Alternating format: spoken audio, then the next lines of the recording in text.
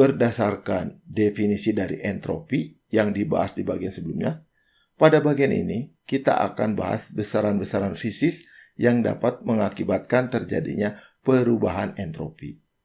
Di sini juga akan dibahas prinsip penambahan entropi. Entropi selalu bertambah dan pada keadaan terbatas yaitu reversible akan tetap. Kuantitas integral dQ per T akan lebih kecil dari 0 jika prosesnya irreversible dan akan sama dengan 0 jika prosesnya reversible. Sedangkan dari slide sebelumnya, pada proses yang internally reversible yang berubah dari keadaan 1 ke keadaan 2 secara isotermal, maka integral dari 1 ke 2 dQ per T0 adalah sama dengan perubahan entropi ds.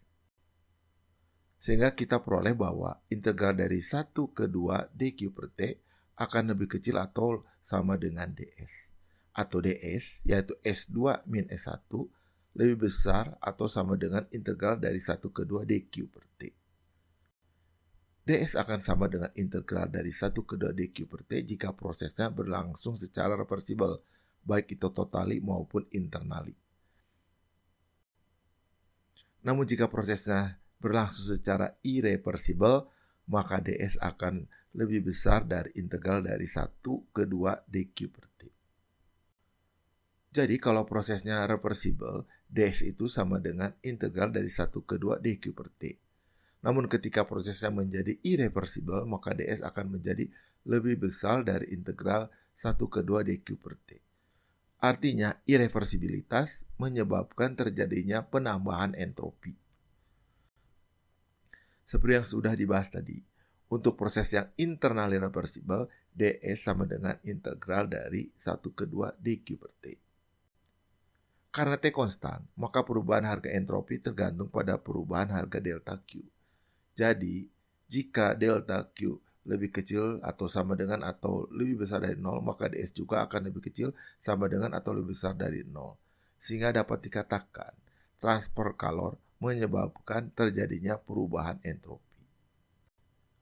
Untuk proses yang internally reversible dan adiabatik, di mana dQ sama dengan 0 dan ds sama dengan 0, sehingga S1 sama dengan S2 atau disebut sebagai proses isentropik. Jadi jelas bahwa perubahan entropi dapat disebabkan oleh transfer kalor dan irreversibilitas. Seperti yang sudah dibahas sebelumnya, perubahan entropi selama proses dapat dinyatakan sebagai persamaan 17 berikut ini, yaitu ds dari sistem S2 dikurangi S1 lebih besar atau sama dengan integral dari 1 ke 2 dQ per T. Jika proses berlangsung secara reversible, baik itu totally maupun internally reversible, maka ketidaksamaan pada persamaan 17 menjadi persamaan atau ds sama dengan dQ per T. Tapi jika prosesnya berlangsung secara irreversible, maka ketidaksamaan pada persamaan 17 menjadi ds lebih besar dari dQ per T. Jadi terlihat di sini bahwa ketika proses menjadi irreversible, ada transfer entropi pada proses. Atau bisa kita nyatakan bahwa ada entropi yang dibangkitkan, di-generate, karena irreversibilitas yang kita kasih nama S gen. Sehingga ketidaksamaan pada persamaan 17 dapat kita tuliskan menjadi persamaan 18, yaitu delta S sistem sama dengan S2 dikurangi S1 sama dengan integral dQ per T ditambah S gen atau entropi yang di-generate. Ketidaksamaan persamaan 17 digantikan oleh nilai S gen sehingga menjadi sebuah persamaan. Jika prosesnya adalah reversible, maka nilai S gen ini akan 0. Tetapi jika prosesnya irreversible, maka nilai S gen akan lebih besar dari 0. Jadi, S gen itu selalu lebih besar atau sama dengan 0. Tidak pernah lebih kecil dari 0. Mari kita lihat sebuah sistem terisolasi yang di dalamnya terdiri dari beberapa subsistem seperti yang diperlihatkan pada gambar di samping ini.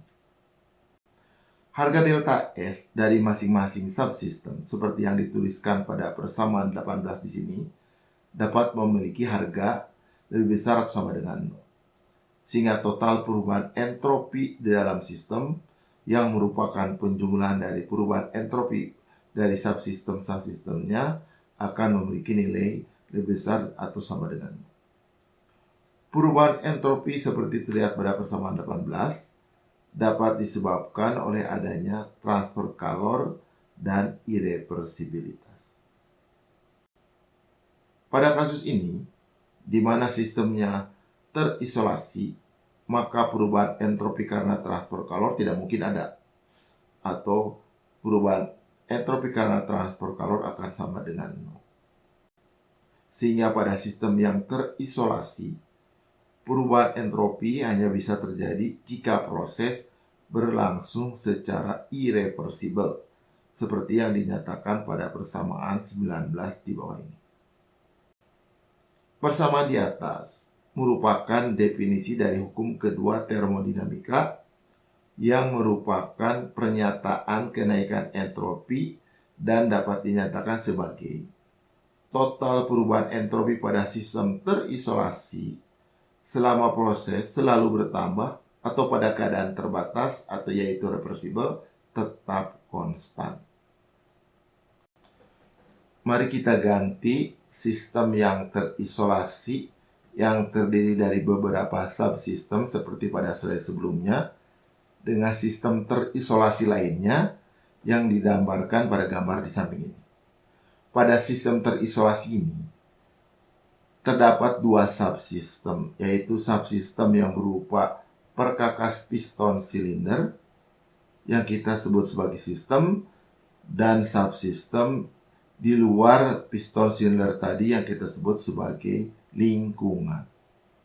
Di sini sistem diwakili oleh piston silinder yang sebenarnya bisa saja berupa sistem lainnya, misalkan turbin, kompresor, nozzle, dan lain-lain.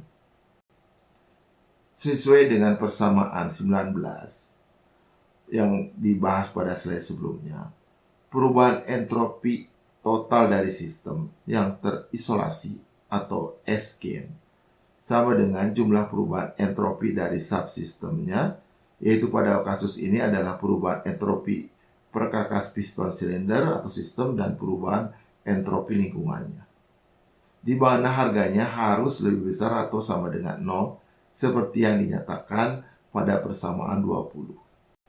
Di mana total entropi yang dibangkitkan sama dengan total perubahan entropi sistem ditambah total perubahan entropi lingkungan. Harga S-gain harus selalu lebih besar dari 0. Sedangkan harga delta entropi sistem dan delta entropi lingkungan boleh saja lebih kecil dari 0 asal jumlah totalnya yaitu harga dari S-gain harus lebih besar atau sama dengan 0.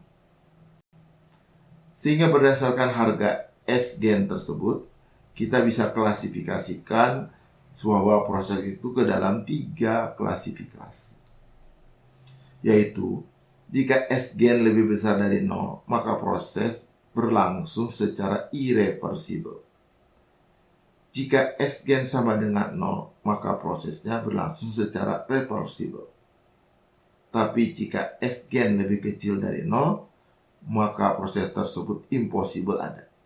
Jadi tidak mungkin ada proses yang menghasilkan S-gain lebih kecil dari 0.